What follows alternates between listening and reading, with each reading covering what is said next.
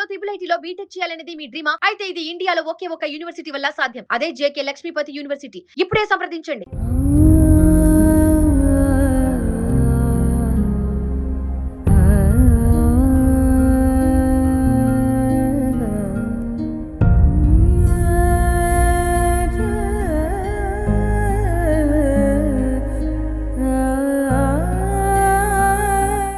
నమస్తే, welcome to Suman TV. Kakinada dairy farm centre ప్రాంతానికి చెందిన 17 ఏళ్ల యువతి అనుమానాస్పద మృతి ప్రస్తుతం కాకినాడలో కలకలం సృష్టిస్తోంది.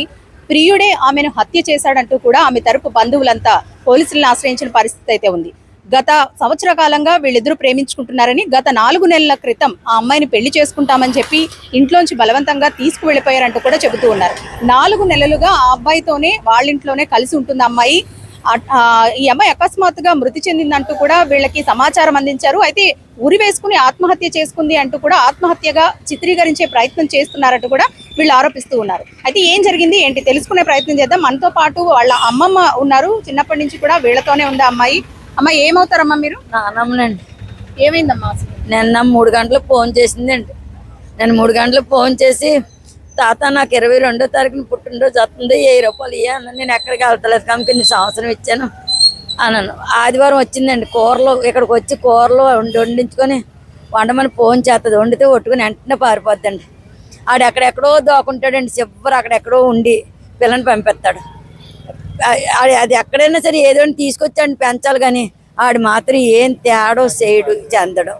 ఎన్నాళ్ళు అయిందమ్మా వాళ్ళ ఇంటికి వెళ్ళి అమ్మాయి? 8 నెలలు అవుతుందండి. నా దగ్గర ఇంకా 8 నెలలు ఉన్నదండి.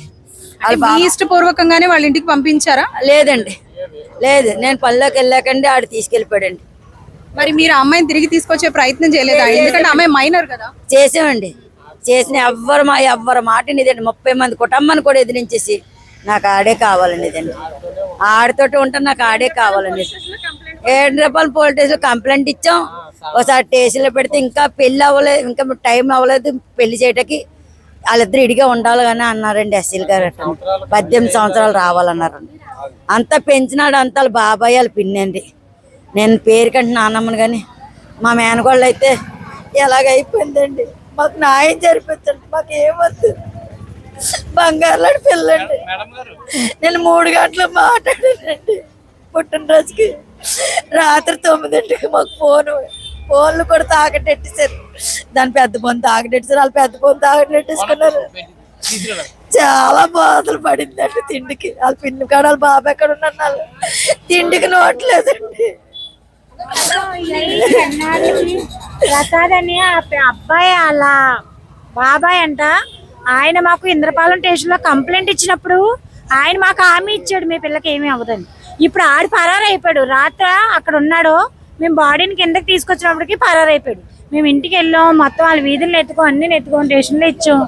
పోలీసు వాళ్ళు ఎత్తినా కనిపించలేదు ఆయన. మరి ఆయన పాత్ర ఎంతవరకు ఉందో కూడా మాకు తెలియదు. మాకు అది కొంచెం న్యాయం చేయండి, మా పిల్లకి న్యాయం చేయండి సార్. ఏమంటే అమ్మాయి చిన్నప్పటి నుంచి కూడా మీ దగ్గరే పెరిగింది, మీరు బాబాయే కదా అవుతారు, మీ దగ్గరే పెరిగింది అంటూ ఉన్నారు. అయితే ఎన్నాళ్ల క్రితం అమ్మాయి వెళ్ళిపోయిందండి? వీళ్ళ ప్రేమ వ్యవహారం అసలు మీకు ఎప్పుడు తెలిసింది? మాకు 10th క్లాస్ అయిపోయిన తర్వాత సెలవులు ఇస్తారు కదండి, సమ్మర్ హాలిడేస్.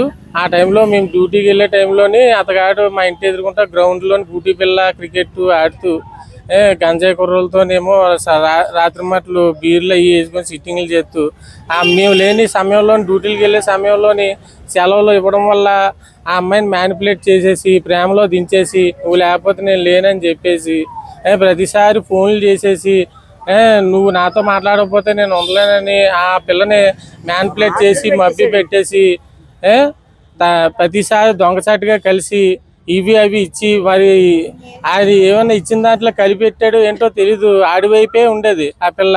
అతన్నే పెళ్లి చేసుకుంటాను, అతన్నే ఎన్నిసార్లు మందలించి మంచి చెప్పి, నువ్వు చదువుకోమ్మా, నీ జీవితం ఇది కాదు, నువ్వు బాగా చదువుకుంటే నీ కష్టాలన్నీ తీరుతాయని ఎంతో చెప్పి చూసిన తర్వాత కూడా ఆ పిల్ల కొన్నాళ్ళు మాట విన్నా మళ్ళీ వీడు ఫోన్ చేసి పదే దొంగచాటుగా కలవడం, ఫోన్లు చేయడం వల్ల అతగాడితో ఇంకా అతగాడే కావాలని చెప్పేసి అతగాడితో నేను వెళ్ళిపోతాను, లేదంటే మా నాయనమ్మ ఇంటికి దేబెట్టండి అని చెప్తే, సంవత్సరం క్రితం మేము వాళ్ళ నాయనమ్మ ఇంటికి దేబెడితే అక్కడ కూడా వాడు వచ్చి డిస్టర్బ్ చేసేవాడు. డిస్టర్బ్ చేస్తే 4 నెలలు వాళ్ళ ఇంట్లోని బాగానే, వాళ్ళ నాయనమ్మ ఇంట్లో బాగానే ఉండగా ఆ తర్వాత వాళ్ళ నాయనమ్మ కూడా మందలించడంతో అక్కడి నుంచి పిల్లోడి తాలూకు తల్లిదండ్రులు తీసుకెళ్ళిపోయి వాళ్ళ బాబాయి ప్రసాద్ వాడి పేరు, వాడు ప్రోద్బలంతో వాళ్ళ వదిన గారి ఇంటికి తీసుకెళ్ళిపోయి సహజీవనం వాళ్ళ ఇంట్లోనే. 17 ఏళ్ళు కూడా నిండలేదు అమ్మాయికి, ఇంకా 18 ఏళ్ళు రాలేదు. ఆ అబ్బాయికి కూడా అంతే. మరి మైనర్ అమ్మాయిని మీ ఇంటి నుంచి బలవంతంగా తీసుకెళ్లిపోతే మీరు పోలీసులకు కంప్లైంట్ చేశారా? ఇచ్చాము, ఇంద్రపాలెం పోలీస్ స్టేషన్ లో ఇచ్చామండి. ఇస్తే ఆ సిఐ గారు అన్నారు, ఇంద్రపాలెం సిఐ గారు మందలించారండి. మందలించి 18 సంవత్సరాలు మీకు నిండకంట, మీరు చేసే తప్పు 18 సంవత్సరాల తర్వాత దాటిన తర్వాత మీ ఇష్టం, మీరు ఎలా పెళ్లి చేసుకుని చట్టం అది చెప్తుంది, 18 సంవత్సరాల వరకు ఆగండి, అప్పటిదాకా ఆగలేకపోతున్నారా అని ఆయన మందలించారండి. మందలించడంతో అప్పటికి కూడా వీళ్ళు వినలేదు. వీడు మళ్ళీ పదే డిస్టర్బ్ చేయడంతో వాడితోనే ఉంటాను, చచ్చైనా చెడైనా ఆడితోనే ఉంటానని చెప్పి ఆడితో వెళ్ళిపోయింది. నిన్నటి రోజునాడు ఫోన్ చేసి 8:30 సమయంలో ఫోన్ చేసి మా తమ్ముడు లాఫీ చనిపోయిందని ఇన్ఫర్మేషన్ ఇవ్వడంతో అక్కడికి వెళ్ళి చూస్తే అక్కడ చనిపోయిన మనిషిని ఊరేసేసుకుందని చెప్పేసి మేము వెళ్ళేసరికి మంచం మీద కొడుకుని పెట్టి చచ్చిపోయి ఉన్న బాడీని చూపించారండి. అది జరిగింది. మీ పాపే కదా, అసలు ఏం జరిగింది? అమ్మాయి చనిపోయిందని మీకు ఎవరు చెప్పారు, ఎప్పుడు చెప్పారు? నేను రాజమండ్రిలో ఉంటానండి. ఆ పాప ఈ పెద్ద అమ్మాయి, ఈయన పెళ్ళి అయిన తర్వాత వీళ్ళ నాన్నగారికి నేను సపరేట్ అయిపోయాను. నేను మళ్ళీ పెళ్లి చేసుకున్నాం. ఆయనకి మళ్ళీ 2 పాపలు పుట్టారు. 9th క్లాస్ వరకు నా దగ్గరే ఉందండి. 10th క్లాసును ఇంటర్ ఫస్ట్ ఇయర్ మా చెల్లి దగ్గర చదువుతానని ఇక్కడికి వచ్చింది. ఇక్కడికి వచ్చిన తర్వాత 10th అయిపోయాక హాలిడేస్లోని వీడు కలిసాడండి. అక్కడికి క్రికెట్ ఆడడానికి అది వచ్చేవాడంట. వాడి మాటల్లో అది పడిపోయి చదువు అయితే బాగానే చదివిందండి. ఇంకా ఆడి మోజులో పడి ఇంకా మాట వినకపోవడం అది జరిగింది. ఒకసారి అయితే ఇంట్లోంచి వెళ్ళిపోతానంటుంటే మేము కేసు పెట్టామండి. అప్పుడు మైనర్లు అని చెప్పేసి ఇంద్రపాలెం పోలీస్ స్టేషన్లో కేసు పెట్టాం. కేసు పెట్టిన తర్వాత వాళ్ళకి కౌన్సిలింగ్ ఇచ్చారు, మాకు కౌన్సిలింగ్ ఇచ్చారు. తర్వాత వీళ్ళ ఇంటి దగ్గరే ఉంది, చెల్లెల ఇంటి దగ్గరే ఉంది.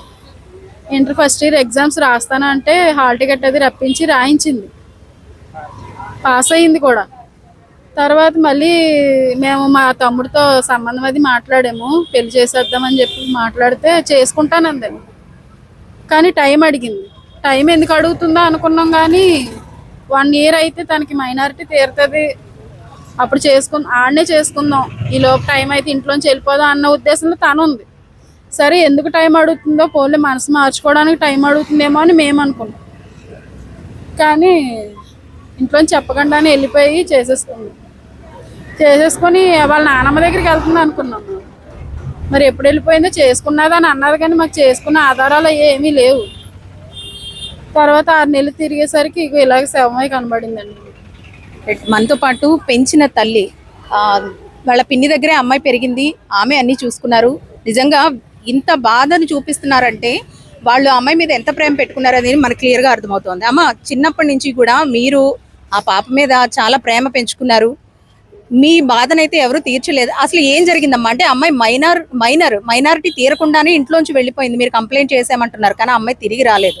గత 8 నెలల నుంచి వాళ్ళతోనే ఉంటుంది. అసలు ఏం జరిగింది అనుకుంటున్నారు? మక్కల అమ్మాయి 3 ఇయర్స్ బ్యాక్ నా దగ్గర తెచ్చుకున్నానండి చదివించుకోవడానికి. 10th క్లాస్ చదివించాను, మంచి మార్కులతో పాస్ అయింది. ఇంటర్మీడియట్లో నారాయణ కాలేజ్లో జాయిన్ చేశాను. 3 నెలల తర్వాత గొడవలన్నీ జరగడంతో 6 నెలలే వెళ్ళింది కాలేజీకి. తర్వాత కాలేజీ మానిపించేసానండి.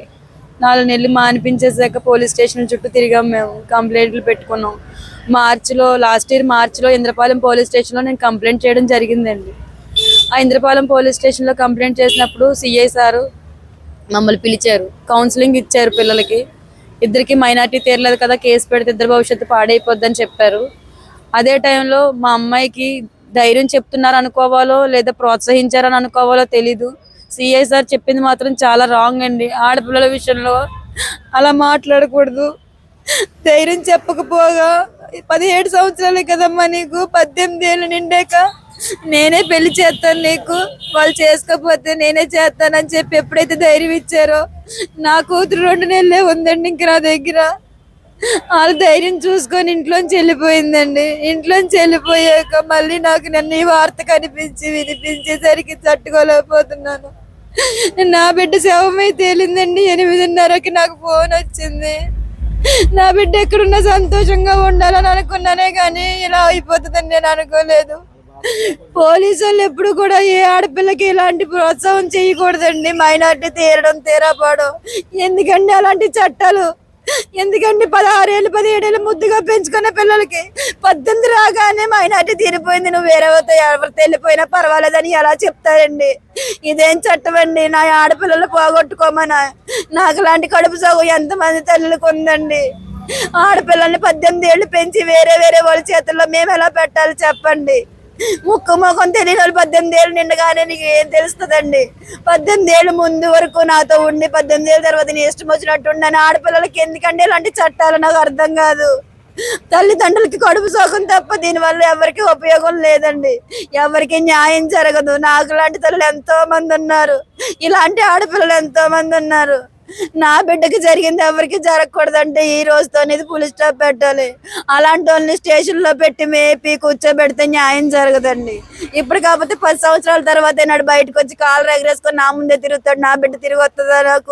నా బిడ్డ నాకు ఎవరైనా తెచ్చిస్తారా? నేను కళ్ళల్లో పెట్టుకొని పెంచుకుని నా కూతురు నాకు ఎవరైనా ఇస్తారా? ఎవరు కదా. ఎందుకంటే ఇలాంటి చట్టాలు? ఆడికి మాకు న్యాయం జరగాలంటే ఆయన జైల్లో పెడితే సరిపోదండి.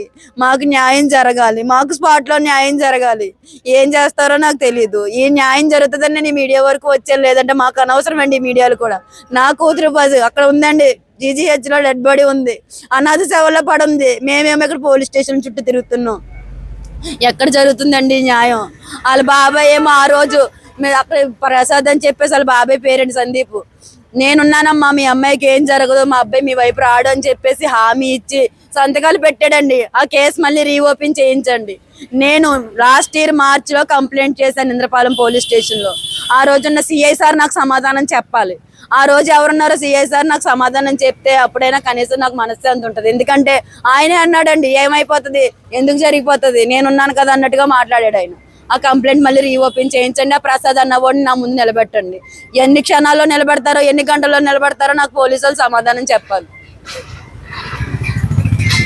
మీకు ఎప్పుడు తెలిసింది ఆ అమ్మాయి చనిపోయిందని? మీకు ఏమైనా అనుమానాలు ఉన్నాయా? అంటే ఆ అమ్మాయి ఉరి వేసుకుని ఆత్మహత్య చేసుకుందని చెబుతున్నారా? అనుమానం ఉంది మేడం గారు, అనుమానం అయితే ఉందండి. మాకు రాత్రి 8:30కి నా తమ్ముడు ఫోన్ చేసి చెప్పాడండి మా అక్కయ్యకి. మా తమ్ముడు అంటే ఇతను మామూలుగా పెయింటింగ్ పని చేసి ఇంటికి వెళ్తాడు. వెళ్తుండగా మీ చుట్టాల అమ్మాయి అంట కదా అక్కడ చనిపోయింది అని అనగానే మా అందరికీ కబురు చేశాడు. కబురు చేస్తే అందరూ మేము పైన 3వ ఫ్లోర్కి వెళ్ళి ఆ పైన ఉంటే డెడ్ బాడీ, అదే వీడియో ఫొటోస్ కూడా ఉన్నాయండి, ఫొటోస్ కూడా తీశారు. అయితే అండి పాపను అయితే మట్టికి జడ్డంటూ మర్డర్ చేశారండి. పాప అయితే ఉరేసుకోండి, వీళ్ళందరూ కావాలని పుట్టించారండి, ఉరేసారండి. ఉరేసుకున్నారని చెప్పారు, కాకపోతే ఆ పాపను చంపేశారండి. తలగాళ్ళు ఏదో నొక్కేసి మొత్తం చేసి చంపిస్తారండి పిల్లలు. మాకు అదే తెలుసు. ఆత్మహత్య కాదు, హత్య చేశారండి. మాకు అదే అండి, మాకు న్యాయం జరగాలండి. ఆ పిల్ల ఆత్మహత్య చేసుకునే మనిషి కాదండి, చాలా ఆత్మహత్య అయితే కాదు మేడం. అది ఆ అమ్మాయి హైట్ కి అసలు అది డౌన్. ఆ అమ్మాయి చాలా హైట్, అది ఇలా పెట్టిందండి. ఏ మాత్రం చంపైపోతుంటే హ్యాండ్స్ ఇలా పెట్టి ఆపుకుంది ఆ అమ్మాయి, మంచమే పడుకోబెట్టి. ఇప్పుడు నిజంగా ఊరేసుకున్నట్టయితే కనుక ఆ ఏలాడుతున్నప్పుడే పోలీసులు ఫోటో తీసి బాడీని దింపాలి. మరి బాడీని దింపేసే ఉంచారు. తాడేది? ఆ అమ్మాయిది అయితే వచ్చేయండి. ఆ అమ్మాయి ఆత్మహత్య చేసుకోలేదు, అంత పిరికిదైతే కాదు. అలా అయితే ఇంట్లో నుంచి వెళ్దు కదా, ఇంతమంది ఇంత కుటుంబాన్ని పెట్టుకొని ఎదిరించి మరి వెళ్దు కదా. చూసారు కదా, ఇది ఆత్మహత్య కాదు హత్య అంటూ కూడా ఆ అమ్మాయి తరపు బంధువులందరూ కూడా ఆరోపిస్తా ఉన్నారు. మైనారిటీ తీరకుండానే ఆ అమ్మాయి ఇంట్లోంచి వెళ్ళిపోయిందంటూ ఆ టైంలో పోలీస్ స్టేషన్ లో కంప్లైంట్ కూడా చేసాం. వాళ్ళు ఒక అష్యూరెన్స్ కూడా ఇచ్చారు అమ్మాయికి, 18 ఏళ్లు నిండిన తర్వాత నీకు ఆ అబ్బాయితోనే వివాహం జరిపిస్తాము, నువ్వు ఇంటికి వెళ్ళంటూ కూడా వాళ్ళు చెప్పడం, ఆ మాటలే అమ్మాయికి ధైర్యాన్ని తెచ్చాయంటూ కూడా కుటుంబస్తులైతే ఆరోపిస్తా ఉన్నారు. ఆ ధైర్యంతోనే ఆ అమ్మాయి ఇంట్లోంచి వెళ్ళిపోయిందని. గత 8 నెలలుగా ఆ అబ్బాయి ఇంట్లోనే వాళ్లతోనే కలిసి ఉంటుంది. మరి ఏమైందో ఏంటో అనేది పూర్తిగా అయితే తెలియని పరిస్థితి. నిజంగా హత్య ఆత్మహత్య ఇదైతే పోలీసులు తేల్చాల్సిన పరిస్థితి. ప్రస్తుతం పోస్ట్ మార్టం కి అయితే బాడీని పంపించారు. బంధువులందరూ ఒకటే డిమాండ్ చేస్తున్నారు, తమకు న్యాయం జరగాలి, ఇటువంటి అన్యాయం మరే ఆడపిల్లకు జరగకూడదంటూ కూడా చెబుతూ ఉన్నారు. ఆ అబ్బాయిని కఠినంగా శిక్షించాలని, నిజాలు బయటకు తీసుకురావాలి, ఇది హత్యే ముమ్మాటికి, పోలీసులే దీన్ని తేల్చాలంటూ కూడా వీళ్ళు డిమాండ్ చేస్తా ఉన్నారు. కెమెరా పర్సన్ శ్రీధర్తో అనుశ్రీ, సుమన్ టీవీ, కాకినాడ.